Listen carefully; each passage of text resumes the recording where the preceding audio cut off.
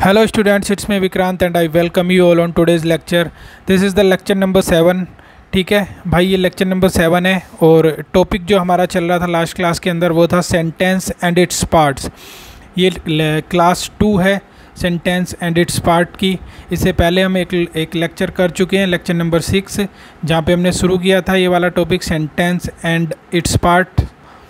तो आज जो मैंने पिछली क्लास के अंदर डिस्कस किया था उन्हीं बातों को आगे बढ़ाते हुए चलते हैं। पिछली क्लास के अंदर हमने सेंटेंस एंड इट्स पार्ट्स से जुड़ी हुई कुछ बेसिक बातें जानी थी, उसी को आगे जोड़ते हुए इस लेक्चर के अंदर हम चलेंगे और कुछ और बेसिक बातों को जानेंगे सेंटेंस से जुड़ी हुई। देखो यार, सेंटेंस का एक पार्ट होता है प्रेडिकेट।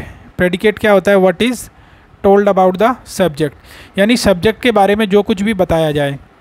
अगर आपको याद हो तो मैंने जब फंडामेंटल्स ऑफ इंग्लिश ग्रामर कराया था तो वहाँ पे मैंने प्रेडिकेट को इस तरह से भी एलैबोरेट करके बताया था कि प्रेडिकेट वो होता है भाई जो सब्जेक्ट के अलावा बच जाता है सेंटेंस के अंदर, यानी सेंटेंस के अंदर सब्जेक्ट के अलावा जो कुछ बच गया वो हमारा क्या होता है? प्रेडिकेट।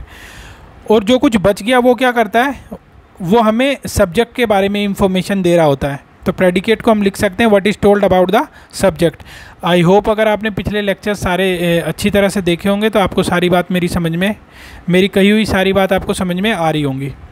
चलते हैं अगली स्लाइड पर। देखो अब ध्यान से समझना, ये बहुत अच्छी और प्यारी बात है। अब हम समझेंगे पार्ट्स ऑफ प्रेडिकेट। ठीक है, यानी प्रेडिकेट के कौन कौन से भाग होते हैं। देखो जो वर्ब होता है ना बच्चों, तो वर्ब सबसे कंपलसरी पार्ट है, यानी प्रेडिकेट के अंदर कुछ हो या ना हो, प्रेडिकेट के अंदर कुछ हो या ना हो, वर्ब तो होगी। समझ गए? अरे समझ गए बात को भाई? प्रेडिकेट के अंदर कुछ हो या ना हो, वर्ब जरूर होगी। और एक पार्ट क्या हुआ? ऑब्जेक्ट। क्या हुआ बच्चों? ऑब्जेक्ट। ऑब्जेक्ट कितने तरीके के हुए? ऑब्जेक्ट कितने तरीकों के? तो आप कहोगे ऑब्जेक्ट हुए दो तरीके के, एक हुआ इनडायरेक्ट ऑब्जेक्ट और एक हुआ डायरेक्ट ऑब्जेक्ट। अब जो इनडायरेक्ट ऑब्जेक्ट होता है इसका रिप्लाई मिला करता है वुम से, और जो डायरेक्ट ऑब्जेक्ट होता है उसका रिप्लाई मिलता है व्हाट से। ठीक है, एक तीसरा पार्ट होता है कॉम्प्लीमेंट। ठीक है, और कॉम्प्लीमेंट भी कितनी तरह के हुए? एक ऑब्जेक्ट कॉम्प्लीमेंट और एक सब्जेक्ट कॉम्प्लीमेंट। मैंने आपको बताया पार्ट्स ऑफ प्रेडिकेट 3 पार्ट हुए, एक वर्ब, ऑब्जेक्ट और कॉम्प्लीमेंट। शॉर्ट में क्या बोल सकते हो? VOC। ठीक है भाई। अब वर्ब, ऑब्जेक्ट और कॉम्प्लीमेंट में से कंपलसरी पार्ट कौन सा हुआ? वर्ब। ऑब्जेक्ट कितने तरीके के हुए? इनडायरेक्ट और डायरेक्ट, 2 टाइप के। कॉम्प्लीमेंट कितने टाइप के हुए? ऑब्जेक्ट कॉम्प्लीमेंट और सब्जेक्ट कॉम्प्लीमेंट। इनडायरेक्ट ऑब्जेक्ट का रिप्लाई किससे मिला? वुम से। डायरेक्ट ऑब्जेक्ट का रिप्लाई किससे मिला? व्हाट से। ठीक है, इतनी बात समझे। अब इन चीज़ों को सेंटेंसेस के थ्रू समझते हैं अगली स्लाइडों पर। देखो सबसे पहले मैं समझाता हूँ वर्ब कैसे कंपलसरी पार्ट हुआ प्रेडिकेट का। ठीक है, जैसे पहला सेंटेंस आप लोगों के सामने लिखा हुआ है सी स्विम्स, यानी सी स्विम से सी वो तैरती है। अब यहाँ पे देखो हमने पहले सेंटेंस को क्या किया भाई? सेंटेंस को 2 हिस्सों में तोड़ लिया, सब्जेक्ट और एक तो सब्जेक्ट और एक प्रेडिकेट। ठीक है, इसमें तो कोई दिक्कत नहीं। अब देखो प्रेडिकेट के मैंने आपको क्या पार्ट बताए थे? वर्ब, ऑब्जेक्ट और कॉम्प्लीमेंट, 3 पार्ट होते हैं। लेकिन वर्ब क्या होता है? कंपलसरी पार्ट होता है। अगर किसी प्रेडिकेट के अंदर सिर्फ एक ही शब्द है तो वो शब्द सिर्फ क्या हो सकता है? वर्ब, क्योंकि वर्ब कंपलसरी है और जो चीज़ कंपलसरी है वो तो आएगी, बाकी लोग बाद में आएंगे अगर जगह बची तो। अगर सेंटेंस में उनकी जगह है तो वो आएंगे, वरना वर्ब तो कंपलसरी पार्ट है, ये हमेशा आएगा। जैसे सी स्विम्स, यहाँ पे प्रेडिकेट के अंदर जो प्रेडिकेट भाग था उसके अंदर सिर्फ एक शब्द था, तो वो एक शब्द क्या हुआ भाई? एक शब्द हुआ वर्ब। यानी अगर एक ही शब्द होगा प्रेडिकेट के अंदर तो वो वर्ब होगा, क्योंकि वर्ब अपने आप में क्या है? कंपलसरी पार्ट है प्रेडिकेट का। ठीक है, इस बात को समझे। अब चलते हैं आगे। अब मैं बताता हूँ ऑब्जेक्ट कैसे प्रेडिकेट का पार्ट हो सकता है। अब जैसे एक सेंटेंस लिखा हुआ नेहा सैंग अ सॉन्ग, नेहा ने गाना गाया। अब इस सेंटेंस को हमने 2 हिस्सों में तोड़ लिया, सब्जेक्ट, एक सब्जेक्ट और एक प्रेडिकेट। ठीक है भाई, प्रेडिकेट के फिर अपने भाग हुए। मैंने क्या बताया था? वर्ब तो कंपलसरी पार्ट है, इसलिए वर्ब आपको हर जगह दिखाई देगा, यहाँ पे भी दिखाई दिया। इसके बाद प्रेडिकेट का एक पार्ट ऑब्जेक्ट भी हो सकता है, तो यहाँ पे ऑब्जेक्ट भी दिखाई दे रहा है आपको। अब ऑब्जेक्ट क्यों है और ऑब्जेक्ट का रिप्लाई क्यों है? क्योंकि मैंने फंडामेंटल्स ऑफ इंग्लिश ग्रामर जब पढ़ाया था आपको तो वहाँ पे एक चीज़ बताई थी कि वर्ब के बाद लिखे हुए एक्सप्रेशन का रिप्लाई अगर हमें व्हाट या वुम से मिल जाए तो वो क्या होता है, वर्ब के बाद लिखा हुआ एक्सप्रेशन, देखो वर्ब यहाँ पे सेंग है और इसके बाद लिखा हुआ एक्सप्रेशन क्या है, अ सॉन्ग। तो वर्ब के बाद लिखा हुआ एक्सप्रेशन यहाँ पे क्या हो जाएगा, ऑब्जेक्ट, क्योंकि रिप्लाई किससे मिल गया, व्हाट से। और व्हाट से रिप्लाई कब बताया था, नॉन लिविंग के केस में। तो आप देख सकते हो सॉन्ग क्या है, नॉन लिविंग है। खैर ये कॉन्सेप्ट अभी यहाँ समझने का नहीं है क्योंकि हम पहले समझ चुके हैं, लेकिन क्योंकि बात आई तो मैंने वो कॉन्सेप्ट भी आपको समझा दिया।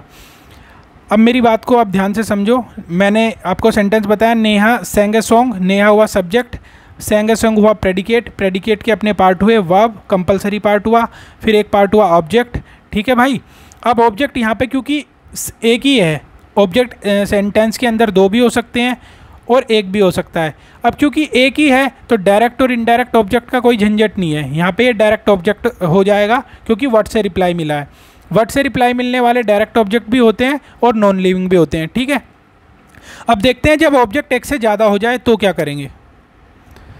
जैसे ये वाला सेंटेंस देखो, ममता गैव मी अ लेटर। इस सेंटेंस के अंदर ममता को अलग कर लिया सब्जेक्ट और गैव मी अ लेटर क्या हो गया, अलग हो गया, ये हुआ प्रेडिकेट। अब मेरी बात को ध्यान से समझना। अब गेव मी अ लेटर के अंदर गेव क्या हुई, वर्ब, जो कंपलसरी पार्ट है प्रेडिकेट का, वो तो होगा ही होगा। अब ऑब्जेक्ट क्या हुआ, पिछले सेंटेंस में एक ही ऑब्जेक्ट था लेकिन यहाँ पे दो ऑब्जेक्ट हैं। एक ऑब्जेक्ट क्या है, इनडायरेक्ट ऑब्जेक्ट जो कि मी है, और एक है डायरेक्ट ऑब्जेक्ट जो कि अ लेटर है। अब देखो आप, अब क्योंकि ये इनडायरेक्ट ऑब्जेक्ट है ना तो इसका रिप्लाई पक्का वूम से मिल रहा होगा। ममता गेव अ लेटर टू वूम। अगर हम क्वेश्चन फ्रेम करें कि ममता गेव अ लेटर टू वूम, तो रिप्लाई क्या मिला, मी। अगर रिप्लाई हमारा वूम से मिल रहा है ना भाई, तो वो क्या हो जाएगा, इनडायरेक्ट ऑब्जेक्ट। अब देखो डायरेक्ट ऑब्जेक्ट क्या होगा जब रिप्लाई मिले व्हाट से। जैसे ममता गेव मी व्हाट, तो रिप्लाई क्या मिला, अ लेटर, यानी ममता ने मेरे को क्या दिया, अ लेटर। तो जब रिप्लाई मिले व्हाट से तो हो जाएगा डायरेक्ट ऑब्जेक्ट, और जब रिप्लाई मिले वूम से तो क्या हो जाएगा, इनडायरेक्ट ऑब्जेक्ट। तो आप समझ गए होंगे बात को। जब सेंटेंस के अंदर जो प्रेडिकेट होता है उसके अंदर, प्रेडिकेट के अगर अंदर एक से ज़्यादा ऑब्जेक्ट हो जाएं तो एक ऑब्जेक्ट डायरेक्ट होगा और एक इनडायरेक्ट होगा। ठीक है भाई। एक सेंटेंस और देखते हैं। देखो जैसे ये लिखा हुआ है अब कि पूजा प्रेजेंटेड मी अ वॉच। अब इस पूरे सेंटेंस को हम दो हिस्सों में तोड़ते हैं, सब्जेक्ट और प्रेडिकेट। सब्जेक्ट में तो किसी को कोई दिक्कत नहीं है, ठीक है। प्रेजेंटेड मी अ वॉच, अब प्रेडिकेट है ये पूरा। अब प्रेडिकेट का कंपलसरी पार्ट क्या हुआ, वर्ब।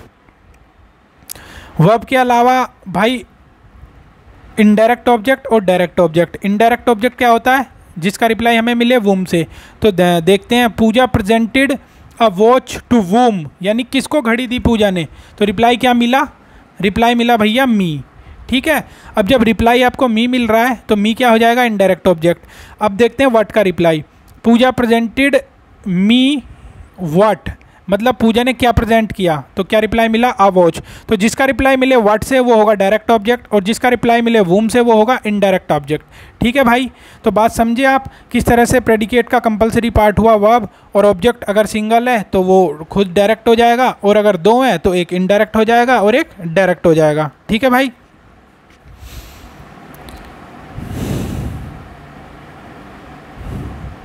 अब देखो, विक्रांत टीचेस अस इंग्लिश। तो विक्रांत वत्स क्या हो गया भाई, सब्जेक्ट हो गया। विक्रांत वत्स टीचेस अस इंग्लिश। तो यहाँ पे सब्जेक्ट को अलग कर लेते हैं, प्रेडिकेट को अलग। तो विक्रांत वत्स हुआ सब्जेक्ट, टीचेस अस इंग्लिश क्या हुआ, प्रेडिकेट। तो प्रेडिकेट का अपना पार्ट क्या है भाई, प्रेडिकेट के अपने पार्ट हुए, कंपलसरी वाला हुआ वर्ब, तो वर्ब यहाँ पे भी है, सारे ही सेंटेंस के अंदर वर्ब मौजूद है। फिर हुआ इनडायरेक्ट ऑब्जेक्ट जो कि क्या हो जाएगा, अस, क्योंकि अस का रिप्लाई पक्का किससे मिल रहा होगा, वूम से। देख लो, विक्रांत वत्स टीचेस इंग्लिश टू वूम, तो रिप्लाई क्या मिला, अस। ठीक है। तो इसलिए अस क्या हो गया, इनडायरेक्ट ऑब्जेक्ट। अब व्हाट का रिप्लाई देखते हैं। विक्रांत वत्स टीचेस अस व्हाट, मतलब क्या पढ़ा रहा है, तो आपका रिप्लाई क्या होगा, इंग्लिश। तो जिसका रिप्लाई व्हाट से मिल जाए वो क्या हो जाएगा, डायरेक्ट ऑब्जेक्ट। आई होप आप सभी समझ गए होंगे डायरेक्ट इनडायरेक्ट ऑब्जेक्ट। भैया इनडायरेक्ट ऑब्जेक्ट होता है जिसका रिप्लाई वूम से मिल जाए, डायरेक्ट ऑब्जेक्ट होता है जिसका रिप्लाई व्हाट से मिल जाए। वर्ब होता है कंपलसरी पार्ट। जब भी कोई सेंटेंस हो उसको दो हिस्सों में तोड़ लो, सब्जेक्ट में और प्रेडिकेट में। ठीक है भाई। तो और इससे कॉम्प्लीमेंट क्या होता है वो हम आगे समझेंगे। कॉम्प्लीमेंट भी दो तरह के होते हैं, सब्जेक्ट कॉम्प्लीमेंट और ऑब्जेक्ट कॉम्प्लीमेंट। अब मेरे हिसाब से कॉम्प्लीमेंट की बारी है। ये देखो कॉम्प्लीमेंट को समझते हैं। जैसे यहाँ पे 3 सेंटेंस लिखे हुए हैं, Vikrant is a scholar, Gandhi is honest, Ronaldo is a player. आप देखोगे कि विक्रांत इज़ अ स्कॉलर, यहाँ पे विक्रांत और स्कॉलर एक ही बात है, विक्रांत और स्कॉलर एक ही बात है, तो हम ऐसे कर सकते हैं, इक्वल्स टू का साइन लगा सकते हैं। इसी तरह गांधी और ऑनेस्ट एक ही बंदा है, रोनाल्डो और प्लेयर एक ही जन की बात हो रही है। तो जो सब्जेक्ट की कॉम्प्लीमेंट करे, सब्जेक्ट को कॉम्प्लीमेंट करे या सब्जेक्ट के बारे में इंफॉर्मेशन ऐड करे या सब्जेक्ट के बारे में ही कुछ ना कुछ ऐड करे, वही क्या होता है, सब्जेक्ट कॉम्प्लीमेंट। कॉम्प्लीमेंट का मतलब होता है संपूरक। ठीक है भाई, तो ये पूर्ण कर रहा है सब्जेक्ट को। Vikrant is a scholar, Vikrant के बारे में बता रहा है कि विक्रांत एक स्कॉलर है, गांधी ऑनेस्ट है, रोनाल्डो प्लेयर है। अब अगर मैं इन सेंटेंसेस को 2 हिस्सों में तोड़ूं तो विक्रांत, गांधी और रोनाल्डो क्या हो जाएंगे सेंटेंस के सब्जेक्ट, और is a scholar, is honest और इज़ अ प्लेयर क्या हो जाएंगे प्रेडिकेट। प्रेडिकेट के अपने 2 पार्ट हुए, कंपलसरी वाला हुआ वर्ब जो कि इज़ दिखाई दे रहा है तीनों सेंटेंसेस के अंदर, और एक क्या हुआ सब्जेक्ट कॉम्प्लीमेंट। भाई मैंने 3 पार्ट बताए थे, वर्ब, ऑब्जेक्ट और कॉम्प्लीमेंट। कॉम्प्लीमेंट 2 तरह के बताए थे, सब्जेक्ट कॉम्प्लीमेंट और ऑब्जेक्ट कॉम्प्लीमेंट। अब सब्जेक्ट कॉम्प्लीमेंट तो ये रहा, ऑब्जेक्ट कॉम्प्लीमेंट हम अगली स्लाइड में समझते हैं। देखो अब मैं आपको बताता हूँ ऑब्जेक्ट कॉम्प्लीमेंट के बारे में। जैसे मैंने एक सेंटेंस लिखा, शाहरुख डेकोरेटेड हिज हाउस मन्नत।